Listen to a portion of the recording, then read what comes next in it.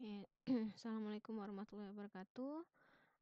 Hari ini saya akan menjelaskan mengenai kelas diagram ya. Jadi, ini adalah salah satu rangkaian terakhir dari UML yang kita pelajari gitu. Dimulai UML-nya dimulai dari, use case ya, kemudian skenario, kemudian sudah activity, kemudian sudah juga bikin sequence diagram. Nah, sekarang yang terakhir, diagram terakhir dari UML yang akan kita pelajari atau itu adalah diagram kelas diagram, ya. Kelas diagram apa sih? Nah, gitu ya. Tapi sebelumnya untuk kelas sendiri sudah, saya rasa semua kalian sudah paham apa itu kelas, dari OOP juga sudah diajarkan apa itu kelas gitu ya.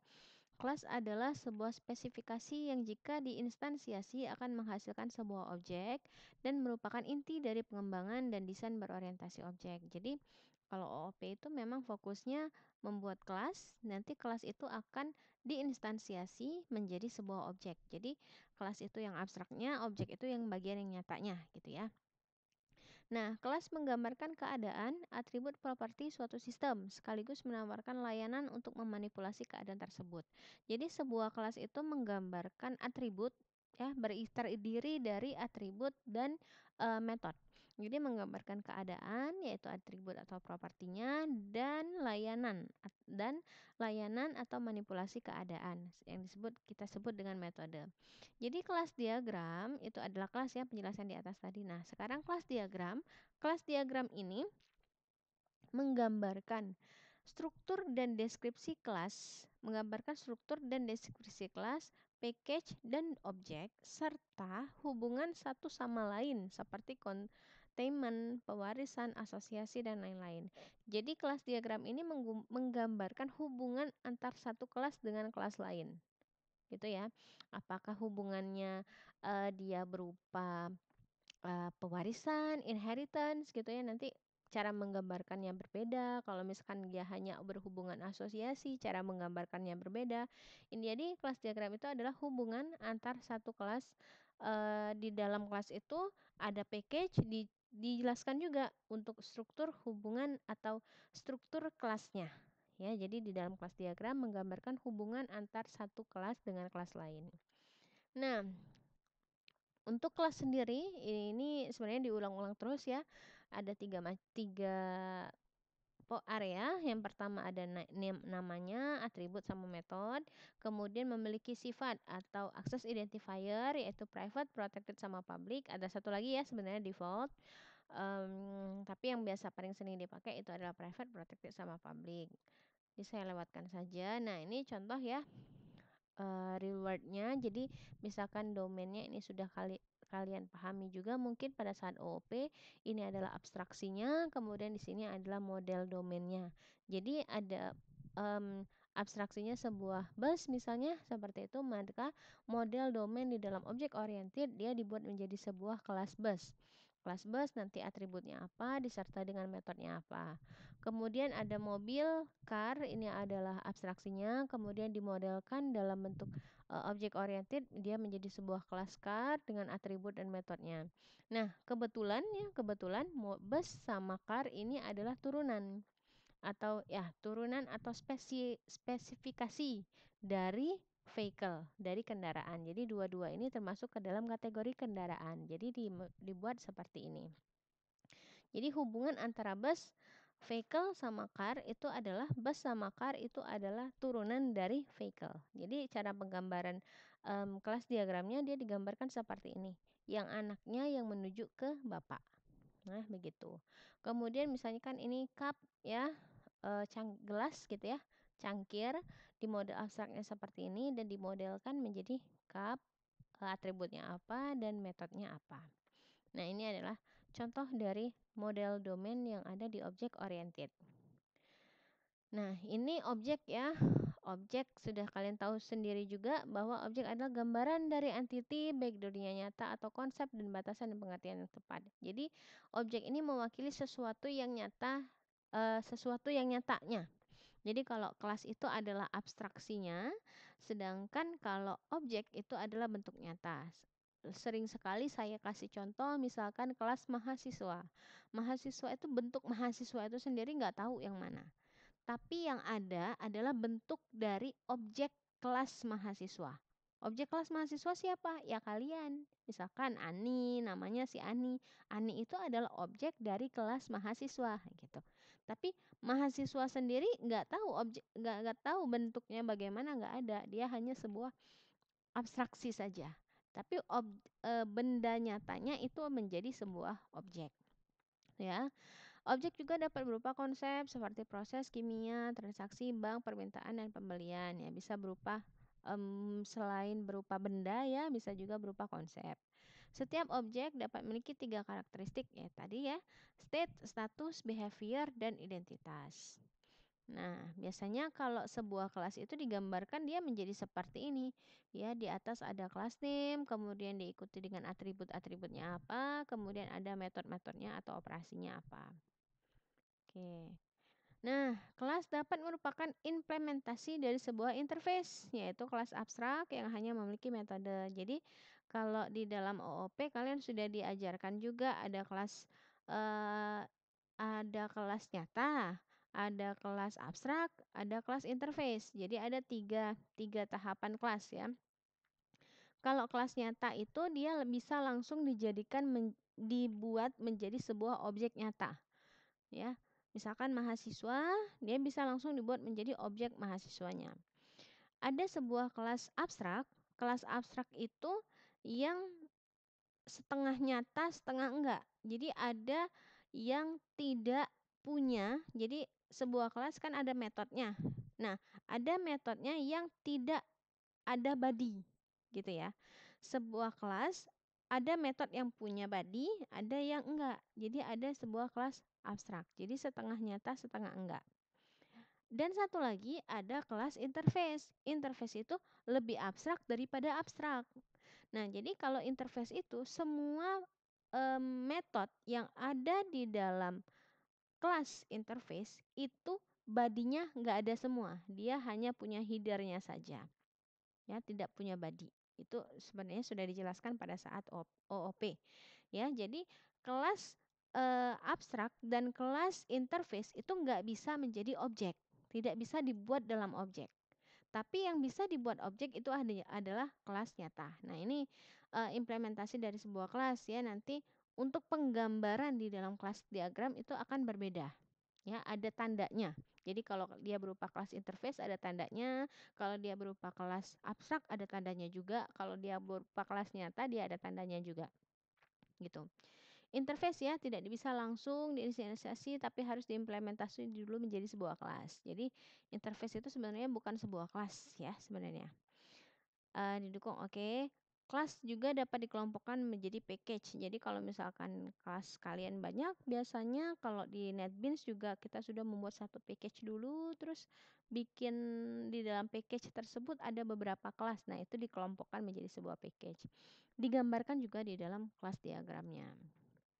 Nah, ini format dan asosiasi ya. Jadi contoh, ini misalnya ada sebuah kelas, ini kelas A anggap saja ini adalah kelas B. Jadi ada kelas A, ada namanya, ada atribut sama metode. Kelas B ada nama, ada atribut sama metode. Kemudian ini ada notasi multiply atau one to one gitu ya. Jadi ada apa namanya?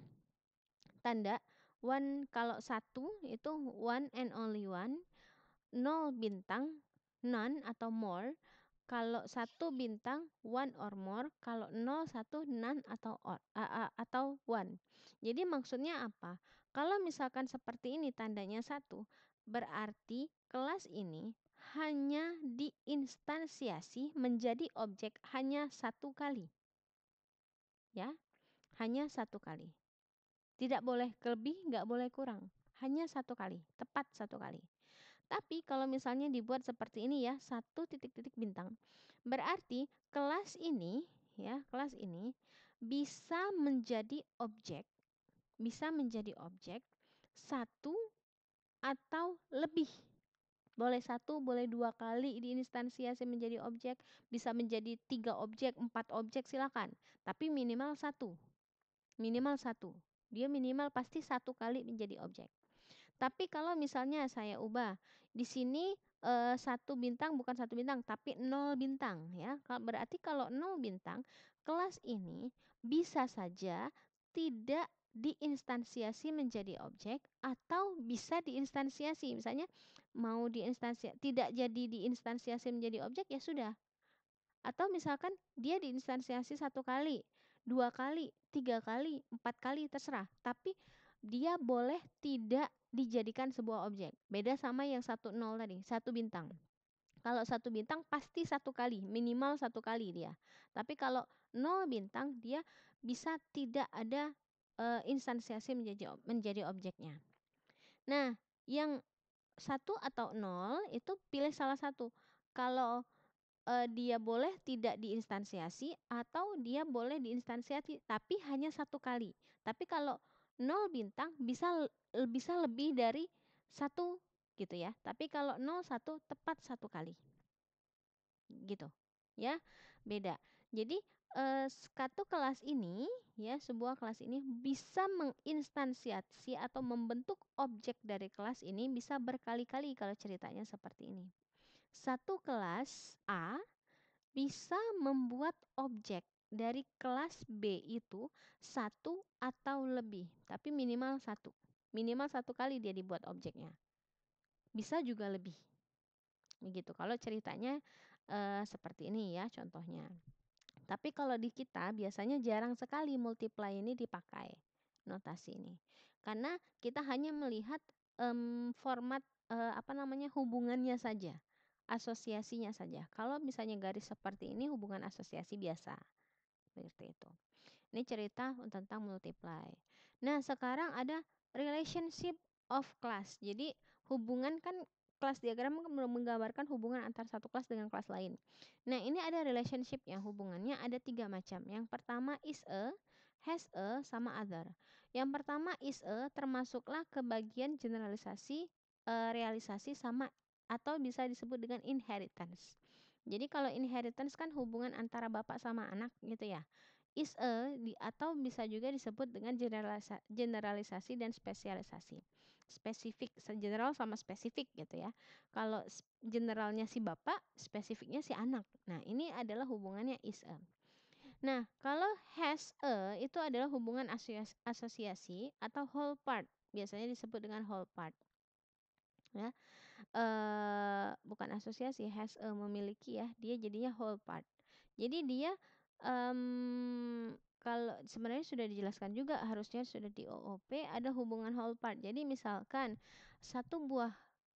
kita membuat sebuah kelas rumah atau oke lah kelas rumah gitu. Di dalam rumah itu kan ada beberapa ruangan ya.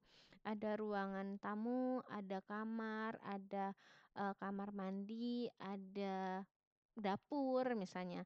Nah, di situ kan ada beberapa kamar. Ketika kita membangun sebuah rumah, kita sudah membangun di dalamnya itu ada misalkan ada 4 ruangan lainnya yang ada di dalam sebuah rumah.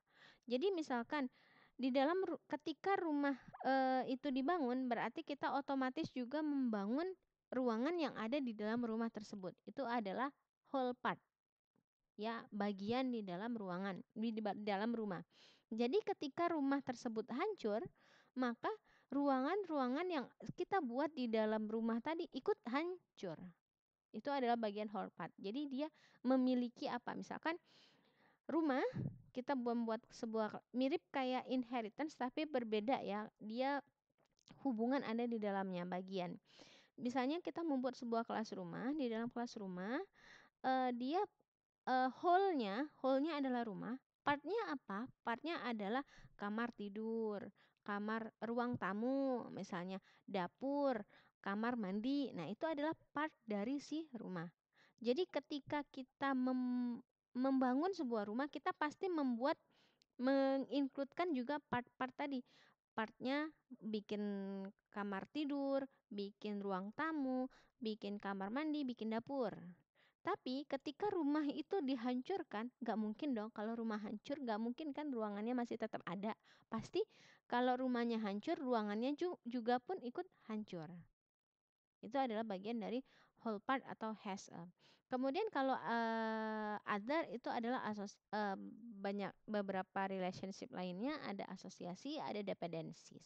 Contohnya ya, kalau asosiasi hubungannya hanya sekedar bikin aja udah selesai gitu, nggak ada ketergantungan. Tapi kalau dependensi itu lebih kalau misalkan ada ceritanya, kalau mirip kayak use case yang include gitu. Kalau misalkan dia login ya, dia bisa melakukan perhitungan kalau sudah login. Nah, itu dependensi, ketergantungan ya hubungannya. Jadi kalau asosiasi digambarkan seperti ini, garis biasa, agregasi hubungannya seperti ini, komposit ya di hitam, generalisasi, realisasi sama dependensi. Jadi hubungannya ada beberapa tanda, tapi yang paling sering dipakai sih hanya satu, dua. Yang lain sih agak jarang ya, karena memang jarang kasusnya kita sampai ke sana gitu.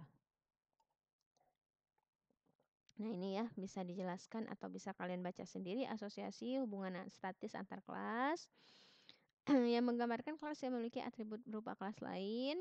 Agregasi terdiri dari whole part, pewarisan, kemudian ada hubungan dinamis. Bisa kalian baca sendiri lah. Ini yang tadi ya, titik asosiasi single number ya, 0 atau 1 bagian, kemudian tidak hingga pada, atau dituliskan kadang bintang aja, tidak hingga pada jangkauan bagian, tepat satu, sedikitnya hanya satu. Jadi ini yang seperti saya jelaskan tadi. Oke, ini contohnya, misalnya objek, ini nama objek, ini adalah kelas diagramnya ya. Kelas diagram ada kelas diagram. Ini ada use case-nya, kemudian dari use case-nya tersebut bisa dibuat dalam bagaimana cara mengidentifikasi ini ya, istilahnya bisa mengidentifikasi dari use case menjadi kelas. Jadi untuk mengidentifikasi harusnya kita itu sudah bikin use case, bikin kelas, baru nanti coding gitu ya. Tapi kebanyakan realitanya adalah kita jadinya inverse engineering, berbalik ya, reverse engineering. Jadi kita kalau di kita jadinya gini, bikin coding dulu, baru bikin kelas. Seharusnya kan nggak gitu. Seharusnya bikin desain dulu, baru bikin coding. Ini enggak, kadang bikin coding dulu baru bikin desain. Nah, ini yang kadang ya kalau baru belajar memang hasilnya harusnya jadinya kayak gitu ya, karena sulit memang untuk mengidentifikasi kelas-kelas dari use case-nya. Agak sulit. Jadi ini mungkin menjadi gambaran saja ya, tapi mungkin tidak terlalu saya fokuskan juga. Menjadi gambaran saja bagaimana sih mengidentifikasi sebuah kelas ya, menjadikan jadi berapa kelas sih yang ada di dalam use case ini gitu ya. Yang pertama, kalian lihat di sini ada aktor. Ya, ada aktor. Aktor ini nanti pasti akan menjadi kelas. Jadi user sama bank itu pasti menjadi satu kelas. User jadi satu kelas, bank pasti jadi satu kelas sudah. Dua kelas sudah. Terus sebenarnya kita bisa melihat dari skenarionya. Misalnya authenticate user ya, dari authenticate user. Apa sih yang dilakukan di dalam authenticate user? Misalkan dia untuk authenticate user, dia inputkan ATM. Inputkan kartu ATM, nanti ATM yang akan mengecekkan, misalnya ini contohnya untuk kasus ATM ya. Nah, berarti di dalam authenticate user ada objek kan? Objek apa itu? Objek ATM card. Berarti ada kartu ATM-nya. Ya udah, kartu ATM jadi satu kelas. Kemudian ada mesin ATM-nya kan? Ya udah, mesin ATM-nya jadi satu kelas. Nah, kemudian sudah dia masukin kartu ke dalam ATM. Jadi dua itu akan menjadi sebuah kelas masing-masing. Setelah memasukkan, apalagi ceritanya di dalam skenario, kita baca lagi skenarionya. Apa yang dilakukan? Misalkan dia melakukan pengecekan ya, misalnya pengecekan usernya, apakah user kartunya benar sesuai dengan PIN gitu ya, sesuai dengan PIN yang diinputkan. PIN itu nanti tersimpan ke dalam ATM-nya ya, kartu ATM-nya ya. Nah, oh, berarti bisa jadi ada satu proses kan, misalnya proses verifikasi atau authenticate user. Ya udah, proses authenticate ya bisa kita buat dalam satu kelas lagi, atau authenticate bisa kita tempelkan, proses ini bisa kita tempelkan di dalam ATM. Ada proses, dia menjadi metode kan, menjadi proses authenticate user. Begitu cara mengidentifikasi. Udah, nanti withdrawal juga. Identifikasi lagi, apa yang dilakukan? Apakah ada objek lagi nih yang terlibat? Misalkan kalau withdrawal kan kayaknya nggak ada objek lain ya, tapi dia hanya proses transaksinya saja gitu. Oh, berarti ada sebuah proses transaksi, kita jadikan dia sebuah kelas. Transfer kita nggak ada objek lain yang terlibat kan, hanya KTM udah masuk, oh, apa namanya, usernya udah sama sama sistem yang ada di dalam ATM-nya ada aja gitu kan. Ya udah, dia menjadi sebuah kelas. Itu salah satu cara bagaimana mengidentifikasi dari apa namanya?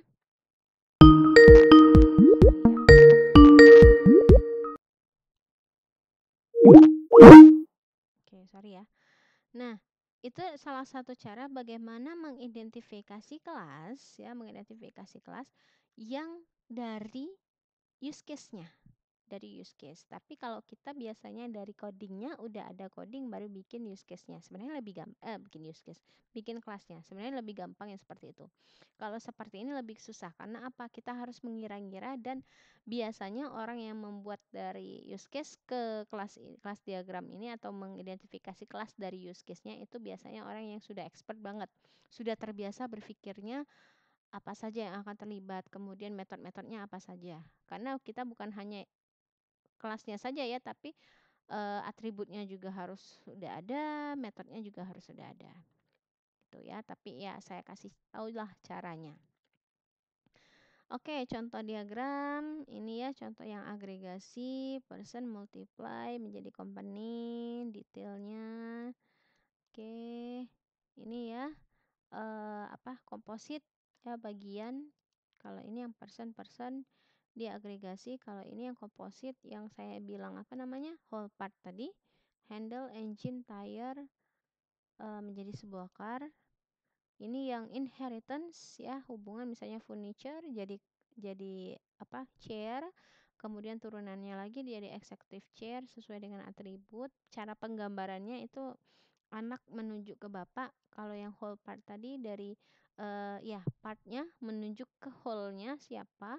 Kemudian untuk agregasi juga sama, dari bagiannya itu menunjukkan ke siapa ya. Kalau ini contohnya, kalau personnya menjadi owner, person ini menjadi employee. Nah, ini contoh yang ini tadi ya, yang kasus ATM tadi. Jadi sudah diidentifikasi kelasnya, maka kita buat hubungannya.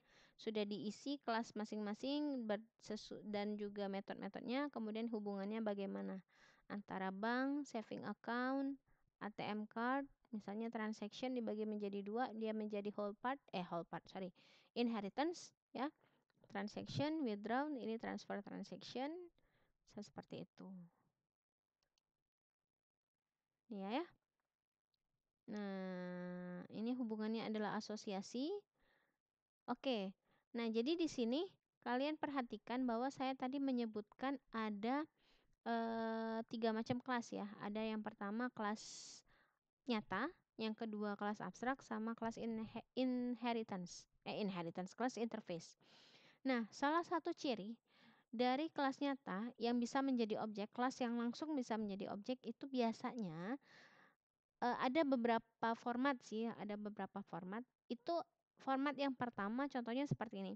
Jadi kalau kelas nyata dia tulisannya lurus-lurus aja gitu ya. Tapi kalau kelas abstrak dia biasanya di italic. Kadang ada juga yang membuatnya seperti ini. Mungkin saya contohkan di sini saja. Ada juga yang membuatnya, saya insertkan misalnya, saya contohnya aja ya. Ada juga yang membuatnya seperti ini. Untuk kelas abstrak, dia membuatkan abstrak. Abstrak misalnya nama kelasnya apa tadi? Kita ambil contoh di sini aja, payment misalnya. Oke. Payment. Dah, nanti atributnya apa, metodenya apa gitu ya. Jadi ciri-cirinya dia ada abstraknya di atas. Tapi ada juga yang menuliskan abstraknya nggak ditulis di sini, nggak ditulis, tapi langsung apa namanya, nama kelasnya di italic, ada juga.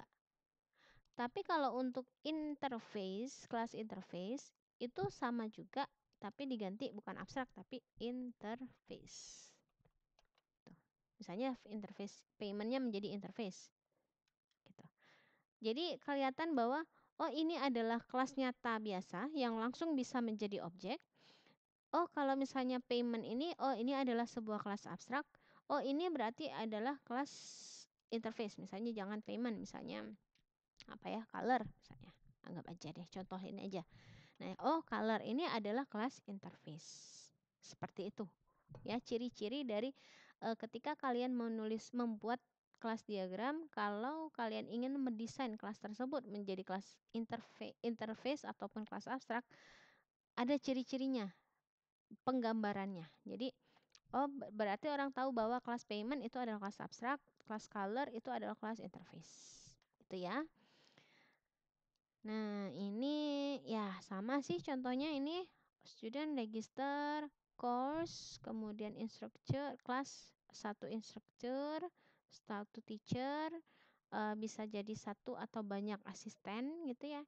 Dan juga asistennya bisa dari graduate ataupun undergraduate gitu yang merupakan turunan dari student. Oke ya. Mungkin untuk kelas diagram, untuk penjelasannya saya cukupkan. Nah, sekarang untuk tugasnya ya. Sebentar, saya siapkan dulu untuk ininya. Oke ya. Jadi tugasnya adalah kemarin kan saya sudah memberikan apa ya, memberikan kode ya. Kalian sudah diminta untuk membuat sequence diagramnya. Nah, sekarang silakan ya, silakan buat kelas diagram ya, kelas diagram berdasarkan kode yang sudah saya berikan kemarin. Jadi ya bagaimana misalnya satu form ini menjadi kelas apa, terus sesuai dengan atribut dan metodenya apa, kemudian login, ada main form, ada penjualan, kemudian bagaimana hubungan antar kelas tersebut. Gitu ya. Silakan dibuat kelas diagramnya, diidentifikasi kelas masing-masing kelasnya dan juga bagaimana hubungan antar kelasnya. Itu aja untuk tugasnya, silakan dikerjakan. Nanti kalau ada pertanyaan boleh ditanyakan. Mungkin untuk materi kelas diagram saya cukupkan sampai di sini dulu ya. Saya akhiri. Wassalamualaikum warahmatullahi wabarakatuh.